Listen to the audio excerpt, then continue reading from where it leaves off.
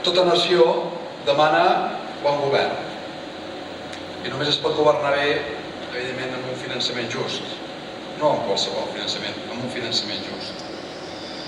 Tota nació precisa de bones lleis. Tota nació requereix d'una societat participativa i implicada en els reptes de país. Tota nació necessita llibertat. I necessita també cultura com a expressió de vida d'un poble, d'un temps. Cultura viva i plena de vitalitat. I la cultura catalana en té. Són diverses les expressions de la nostra cultura que avui són referent mundial. I els premiats avui són una mostra, un exemple de que en la literatura catalana actual hi ha obres i hi ha autors d'una grandíssima qualitat.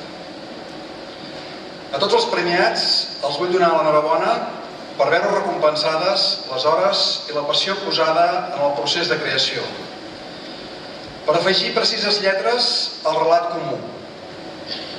Animo el poble català